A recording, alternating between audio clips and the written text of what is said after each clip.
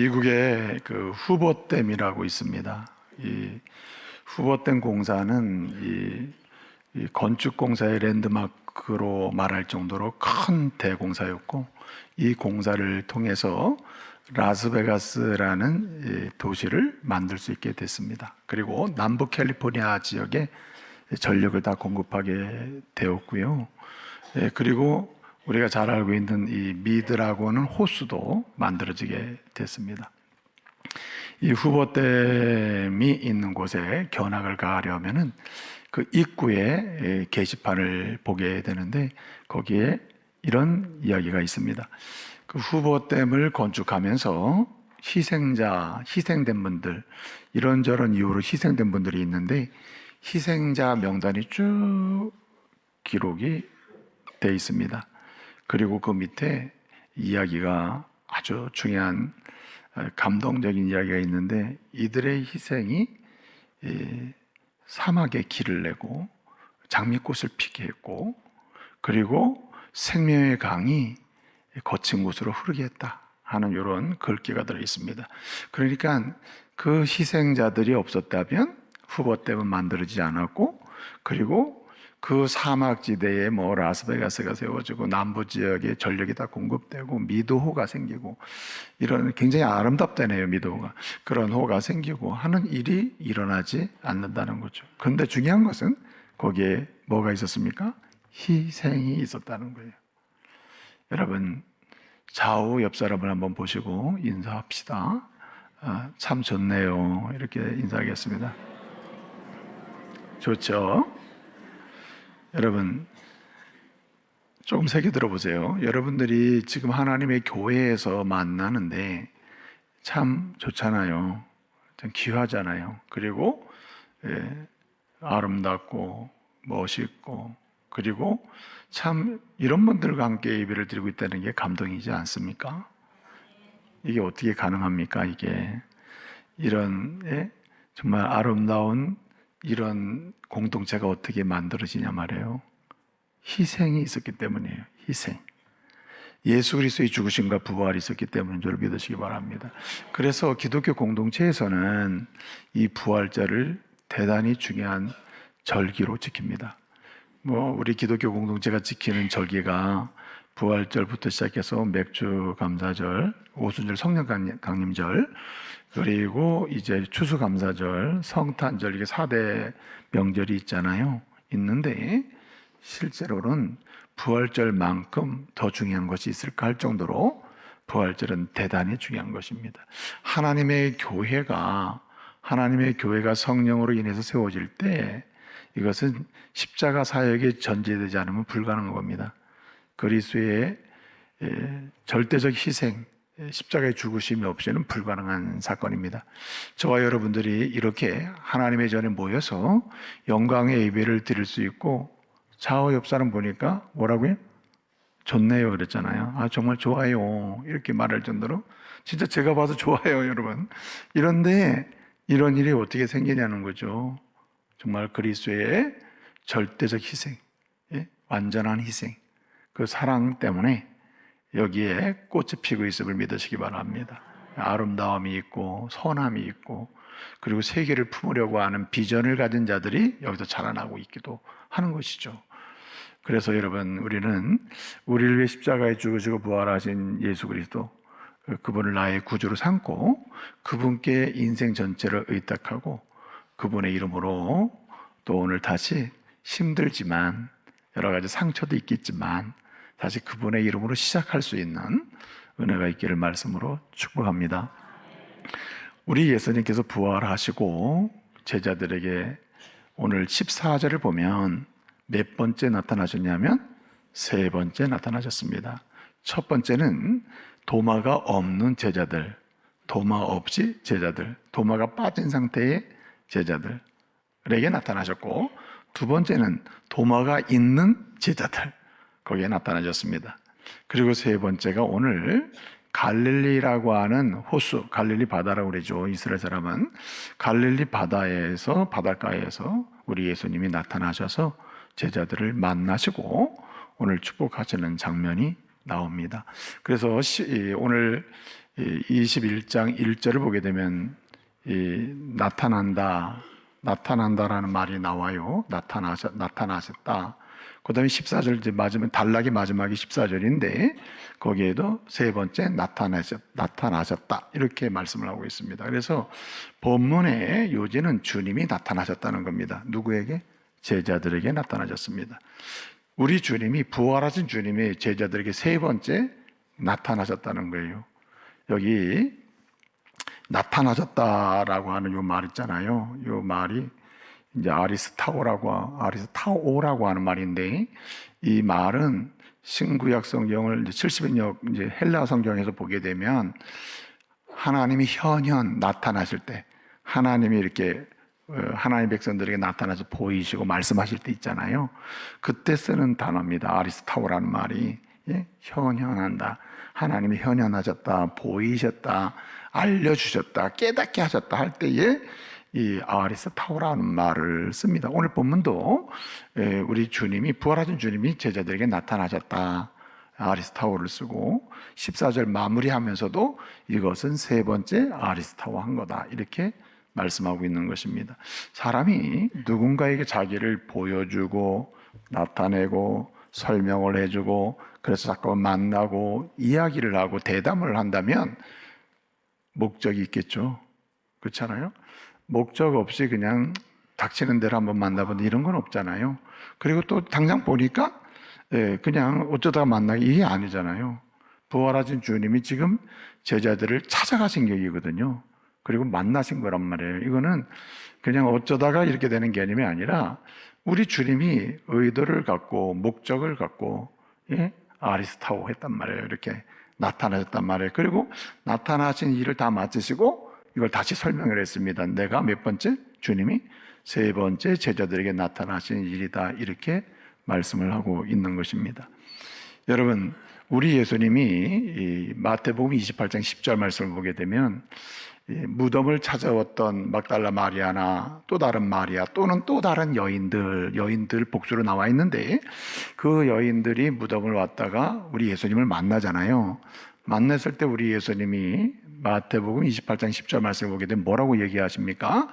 너희는 형제들, 제자들입니다. 예수님의 제자들에게 가서 먼저 어디가 있으라고요? 갈릴리로 가라고 얘기해 줘라. 내가 거기서 너희를 만날 것이다 라고 말씀을 하시는 장면이 나와요. 물론 예루살렘을 떠나기 전에 제자들이 우리 예수님께서 이미 두 번을 만났습니다. 도마 없을 때, 두 번째는 도마 있을 때, 그리고 이제 세 번째 만남인데 주님이 미리 말씀하셨어요. 너희는 어디로 가라? 갈릴리로 가라. 내가 거기서 너희를 만나리라. 이렇게 말씀을 하신 거예요. 그 제자들이 두 번을 만났지만 세 번째 주님 말씀하신 대로 갈릴리로 간 겁니다. 그리고 주님은 그 갈릴리로 가 있는 제자들에게 1절 나타내시고 14절 세 번째 나타내셨다. 이렇게 말씀하시고 있는 겁니다. 자, 그럼 왜 갈릴리에서 만나자고 했을까요? 낚시대에? 아니면 뭐 배 타고 누가 빨리 가나? 여러분, 거기 보면 이 갈릴리로 가라. 내가 거기서 너희를 만날 거다. 이렇게 하면서 지금 21장 1절에 14절에서 나타나시고 그 내용이 들어있단 말이에요. 거기 말씀을 보면 왜 갈릴리에서 만나자고 했을까? 세 가지 이유가 있어요. 세 가지 이유가 있는데 다 중요한 것은 기억과 관련이 있습니다. 기억하게 하는 데 있습니다. 다시 회복하고 기억하는 데 있습니다. 그러면 갈릴리라고 하는 것에 추억이 있어야 될 거 아니에요? 갈릴리의 추억과 경험이나 체험이 있어야 갈릴리에 가 있어. 거기서 너 만날게. 근데 예수님 목적은 기억하게 하는 데 있거든요. 다시 회복하게 하는 데 있단 말이에요. 그 말은 추억이 있다는 얘기 아니에요. 여러분, 3년 전입니다. 우리 예수님이 부활하셔서 이 갈릴리 바다에서 만나기 전 몇 년? 3년 전에 처음으로 갈릴리 바다에서 이 예수님의 제자들을 만날 때 이야기를 혹시 아십니까? 그 이야기를 보게 되면 마태복음 4장에 나오고요. 또 4장에 설명되지 않는 부분을 세밀하게 설명한 부분이 누가복음 5장입니다. 이 마태복음 4장에 나오는 제자들을 처음 갈릴리에서 만나서 이렇게 뽑을 때 이야기가 나오는데, 이 이야기의 설명이 상세하게 안 된 부분을 누가복음 5장에서 제자들을 뽑을 때 이야기를 하는데, 그 이야기의 핵심은 오늘 본문과 이 모티프가 같아요. 무슨 말이냐면, 제자들이 밤새도록 고기를 잡았는데 아무것도 잡지 못한 거예요. 그때 주님이 오신 겁니다. 누가복음 5장에 설명됩니다. 주님이 뭐라고 하십니까? 예? 깊은 데로 가서 그물을 던져라, 이렇게 말씀하신단 말이에요. 그때에 제자들이 뭐라고 얘기합니까? 우리가 밤새도록 고기를 잡았는데 한 마리도 못 잡았다고 얘기한단 말이에요. 못 잡았다고. 그러니까 여러분, 주님이 던지라고 했잖아요. 그러면서 못 잡았지만 이 제자들이 어떻게 얘기했죠? 주님의 말씀을 의지해서 우리가 그물을 내리리다 하고 그물을 내립니다. 말씀 다 하시는 대로 고기를 적당히 잡았죠. 그물이 찢어질 것 같이 그렇게 잡았다는 거예요. 그물이 찢어질 것 같은, 그렇게 아주 엄청나게 고기를 잡은 겁니다.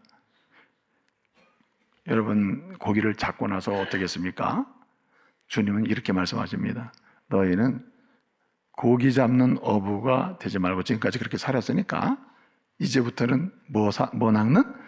사람을 낚는 어부가 되라. 한마디로 사람을 구하고 사람을 하나님의 사람으로 축복할 수 있는 그런 사람이 되라고 말씀을 하십니다. 자, 그러면 그 뒤로 질문해 볼게요. 그러면 이렇게 주님의 부름을 받은 제자들이 그 잔뜩 잡아놓은 고기는 어떻게 했을까요? 1번 다 처분하고 따랐다. 2번 잡은 건 잡은 거 그거 신경 쓰지 않고 그냥 다 버려두고 예수님을 따랐다. 눈치는 빠르시네. 그래가지고 이 제자들이요, 그냥 이게 상식적으로 이해가 안 됩니다. 고기가 확 잡았는데 우리 같으면 뭐 고기 다 처분하고 뭐 돈도 좀 받고, 큰 돈이니까 만선이니까요. 그렇게 해야 될 텐데 잡을 때 놀라움과 경이로움이 있어요. 어떻게 이런 일이? 원래 고기는 밤에 잡아야 되는데 낮에, 그것도 그냥 깊은 데 가서 말도 안 되는 상황이 벌어졌는데 고기는 다 잡혔단 말이에요. 그러니까 이 제자들이 놀란 거예요. 충격을 받은 거예요. 그러니까 이건 뭐 고기 세고 뭐 팔고 할 문제도 아니고, 이거 배 한쪽 가지고 먹고 사는 문제도 아니고, 이게 중요한 게 아니다. 어떻게 합니까? 배와 그물을 버려두고 예수를 따르니라, 이렇게 했습니다. 그래서 예수님의 제자가 됐다는 거예요. 그런데 오늘 본문 내용은 너무 유사하지 않습니까? 예수님이 갈릴리로 가라 그랬어요. 갔는데 거기서 이 사람들이 이제 앞으로 걱정이 많잖아요. 예? 그러니까 거기서 고기를 잡기 시작한 겁니다. 밤새도록 고기를 잡았는데 못 잡았어요. 예수님 뭐라고 그랬습니까? 배 오른편에 그물을 던지라. 그랬더니 여러분 어떻게 됐습니까? 이 고기가 어떻게 잡혔어요? 네? 그야말로 오늘 6절을 보게 되면 가득히, 아주 가득히 잡혔다 그랬고요. 또 11절을 보게 되면 아주 배에 꽉 찼다고 했습니다. 그걸 세어보니 몇 마리? 153마리다, 이렇게 되어 있습니다. 153마리에 관한 연구자들의 연구 결론은 많이 또 있습니다. 그거는 153마리 맞는데 이 말이 가리키는 것은 만사 꽉 찼다. 그리고 세상의 모든 사람 이렇게 상징하는 이런 식으로 또 설명이 됩니다만은 어떻든 간에 그렇게 많이 잡은 거예요. 그래서 우리 주님께서는 그들에게 이렇게 처음에 불렀을 때하고 지금 부활하신 다음에 제자들 만날 때 상황이 너무 어렵대잖아요. 이렇게 중복되잖아요. 이렇게. 그러니까 무슨 말씀이냐면 처음 제자들을 불렀을 때 그 상황을 기억하게 만드는 데 있습니다. 다시 갈릴리로 가라. 그럼 뭘 기억할까요? 3가지입니다. 첫째는 예수님의 부르심이에요. 갈릴리에서 예수님이 불렀잖아요. 베드로야, 야고보야, 요한아, 이렇게 불렀단 말이에요. 주님의 제자로의 부름이 기억나는 것입니다. 어디로 갔을 때? 갈릴리로 갔을 때, 여기서 3년 전에 예수님이 나를 제자로 불렀지. 이 부르심에 대한 기억이 회복되는 거죠. 두 번째는 그 불렀을 때 반응이 있을 거 아니에요. 반응이 어떻게 했습니까? 그것을 흔히 내려놓음이라 그러거든요. 기득권 다 내려놓은 거예요. 뭐 제가 말씀드렸잖아요. 고기 팔아가도 저거 고기는 내 건데 다 포기해요. 내 배 저거 누구한테 팔아먹고 가야 되는데 아닙니다. 누가 가져갔는지도 모르겠죠. 어떻든 배도 그냥 버려두고 그물도 버려두고 완전 포기. 한마디로 내려놓음이에요. 완전히 내려놓은 거예요. 그 내려놓음이 기억되는 게 내가 그때 어떻게 그 비싼 배를 그렇게 만선, 그거 그냥 만선이면 그렇게 잡기도 힘들지만 만선이면은 그냥 뭐 진짜 엄청난 돈을 벌 수 있는 건데 그걸 다 내려놓고 버리고 포기하고 갔단 말이에요. 그러니 잊을래야 잊을 수가 없는 거죠. 갈릴리로 갔어요. 생각이 막 나는 거죠. 이게 주님의 의도입니다. 기억하게 하는 거죠. 그 다음에 세 번째는 여러분 이렇게 주님이 이렇게 불러주시고 이들이 내려놓을 때 어떻게 했습니까? 사명을 주십니다. 사명. 너희는 사람 낚는 어부가 되지 말고 죄송합니다. 요즘에 왔다. 어디 2시간 자서 그러나? 죄송합니다. 비웃지 마세요. 어쨌든 간에 중요한 게 뭐냐면 고기 잡는 어부였잖아요. 우리 예수님 사명을 주십니다. 지금부터는 사람 낚는 어부가 되라. 여러분 특이하지 않습니까? 수년을 고기 잡으면서 사는 사람한테 사람 낚는 어부가 되라 이런 특별한 사명을 주시니 잊을래야 잊을 수가 없는 거죠. 갈릴리로 가라. 내가 거기서 너 만날 거야. 가보니까 이 바닷가에서 그냥 날 불러주신 주님, 그리고 그때 내가 너무나 감동이 돼가지고 다 내려놓고 주님 따르겠습니다 하면서 어떻게 해요? 움직이려고 할 때 주님이 너는 사람 낚는 어부가 되는 거다. 사람들에게 특별한 사명까지 받았단 말이에요. 이게 해상이 안 될 수가 없는 것이죠. 여러분, 부활절을 잘 지키는 방법은 3가지가 중요합니다. 첫째는 주님의 부르심을 기억하는 거예요. 여러분 부활하신 주님을 정말 믿으신다면 그분이 여러분을 주님의 자녀로, 주님의 사람으로, 주님의 교회로, 예수님 앞으로 부르심을 믿으시기 바랍니다. 주의 부르심을 기억하는 게 부활절 잘 지키는 거예요. 두 번째는 여러분 어떡합니까? 제자들처럼 여러분 내 힘으로 내 능력으로 뭔가 해보려고 하던 모든 걸 다 내려놓고 이제 어떡합니까? 주님 앞에 내려놓고 주님께 위탁을 해버리는 거죠. 이게 부활절을 잘 지키는 겁니다. 그래서 내가 내 힘으로 하려고 했던 것을 그냥 붙드는 게 너무 많잖아요. 그래서 너무 힘들죠. 그래서 부활절을 잘 지키는 것은 부활하신 주님이 모든 능력 중에 능력이고 죽어도 살리시는 분이고 넘어져도 일으키시는 분이니 그분에게 내가 다 맡긴다 하면서 그분 앞에 모든 걸 내려놓고 의탁할 때 이게 부활절을 제대로 지키는 거죠. 세 번째는 주님이 내게 주신 사명이 뭐냐, 내 인생 여정에 주님이 예수 믿고 나서 내가 발견한 사명이 뭐냐. 내가 예수 믿고 나니까 어머니의 사명도 귀하고 남편의 사명도 귀하고 그 다음에 또 아버지의 사명도 귀하고 부모의 사명도 귀하고 자녀의 사명도 귀하고 또 하나님의 교회에서 직분의 사명도 귀하고 또 일터에서 갖가지 많은 종류의 사람, 유형의 사람을 만나면서 그곳에서 하라고 주신 사명도 귀하고 그렇게 독특한 사명을 믿음 안에서 생각하게 되고 귀하게 여기게 된단 말이에요. 그래서 그 사명을 다시 확인해서 하나님이 내게 주신 사명을 찾아서 그 사명의 길을 계속 걸어가기 시작한다면 부활절을 잘 지키는 겁니다. 여러분에게도 이런 은혜가 있기를 말씀으로 축복합니다. 그런데 여러분 오늘 본문 말씀 오게 되면 오늘 제목이 뭔지는 아시나요? 와서 조반을 먹으라 이렇게 됩니다. 우리 예수님이 갈릴리를 찾아갔을 때 밤새도록 고기를 잡고 나서 이제 끝났다. 아이고 벌써 아침이 됐네. 이럴 때에 주님이 가신 거예요. 근데 주님이 오늘 말씀을 보게 되면 5절에 보면은 이렇게 말합니다. 얘들아 고기 좀 있냐? 이렇게 묻습니다. 고기 있냐고. 그러더니 제자들이 뭐라 합니까? 우리가 밤새도 잡았는데 그냥 한 마리도 못 잡았습니다. 그러니까 주님이 이제 오른편에 던지라고 하거든요. 네? 주님이 고기가 있냐? 묻는데 고기 한 마리도 못 잡은 거예요. 오른편에 던지라. 그랬더니 그냥 꽉 찬 고기가 잡히게 된 겁니다. 이런 상황에서 요한이 얘기해요. 예수님 아니야? 그랬더니 베드로라는 사람이 그냥 예수님? 하고는 그냥 바닷물로 뛰어내는 거예요. 그리고 헤엄을 쳐서 육지로 가는 겁니다. 예수님 계신 곳으로. 그리고 제자들은 그냥 꽉 찬 그물을 끌고 배를 끌고 육지로 딱 갖다 항구에다 댑니다.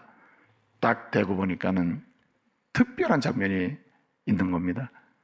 오늘 본 말씀 보게 되면은 여러분 뭐라고 설명하고 있습니까? 9절에 보게 되면 숯불을 폈다 그랬어요. 숯불. 육지에 도착해 보니 숯불이 켜 있는데 숯불에 뭐가 있다 그랬어요? 생선과 떡이 있더라. 먹고 싶지 않습니까? 숯불 위에 생선이 구워져 있다. 아침에 너무 냄새가 좋잖아요. 그리고 떡까지 고기같이 있는 거예요. 예? 그러니까 예수님 말씀하십니다. 베드로야, 너네가 지금 내 말을 듣고 그물을 내려서 잡은 고기 중에 고기 좀 더 가져와. 생선 좀 더 가져와. 그래가지고 그 생선을 거기에 올리게 하고 더 굽는 거죠. 그리고 오늘 말씀 13절을 보게 되면 예수님 어떻게 하십니까? 그 고기를, 군 고기를, 아마 예수님이 부활하신 거룩한 몸이기 때문에 굉장히 멋있을 것 같아요. 옷도 독특하게 입었을 것 같아요. 예수님은 뭐 집게를 가져왔는지 뭐냐 생선을 하나하나 갖다가 제자들에게 접시 들어! 접시! 그런 건 고기를 하나씩 얹어주고 그 다음에 떡도 하나씩 얹어주고 이렇게 했다고 오늘 본문은 말씀하고 있는 것입니다. 그리고 여러분 어떻게 합니까? 예수님이 이랬을 것 같아서 먹어 얼마나 이꼭 먹어 많이 먹어 제가요 조문 1호 예배를 드려 해남을 갔어요. 해남을 옛날에 차가 없어가지고 도착해 보니까 새벽 2시에 그래가지고 막 피곤하지만 이제 거기서 1호 예배 드리고 나서 또 거기서 또 맛있는 걸 또 음식을 막 주잖아요. 새벽인데도 막 주는 것도 먹어야 되잖아요. 먹는데 최고로 맛있는 홍어가 나왔어요. 죽는 줄 알았어요. 막 찔러가지고. 그런데 생각해 보세요. 근데 제가 잊지 않는 얼굴이 있거든요. 그 홍어야지 막 먹는데 도저히 먹을 수가 없어요. 그런데 여기는 웃방이고 시골이니까 저 안방에는 지금 이제 관이 있는 거예요. 할아버지 관이. 그 할머니가 거기서 들어가더니만 아이고 왜 먼저 갔수 아이고 그럴 수가 있어 아이고 그래서 내가 우리 할머니 정말 인고 부부였나 보다 너무 슬픈가 봐. 그래서 그러고 있더니 이 할머니가 고개를 휙 돌리더니 날 보더니 목사님 먹어 많이 먹어 아이 막 그러는 거예요. 그래서 내가 아니 한참 우지더니 왜 저러시지?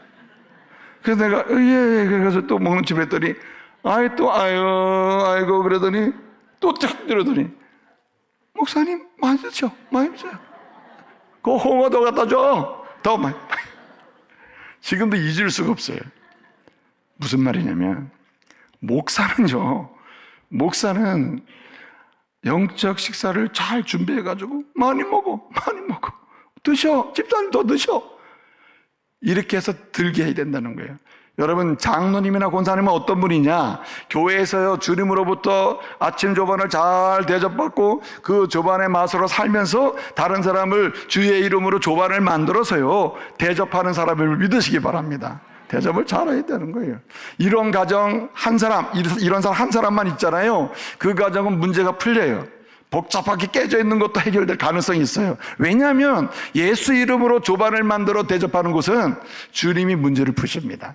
여러분 메뉴는요 선정하기 어려워요. 그러나 예수 이름으로 조반을 만들 때는 이미 메뉴가 다 결정돼 있어요. 주님의 말씀을 통해서 이 말씀 가져해라 저 말씀 가져해라 이거 가지고 지켜보면서 너도 한번 해봐라 다 하다 보면은 그냥 메뉴대로 여러분 먹을 만한 조반이 만들어짐을 믿으시기 바랍니다. 그러니까 우리도 주님의 이름으로 계속해서 만들어줘야 되는 거죠. 우리 교회가 이런 가운데 행복한 하나님의 공동체로 세워지기를 말씀으로 축복합니다.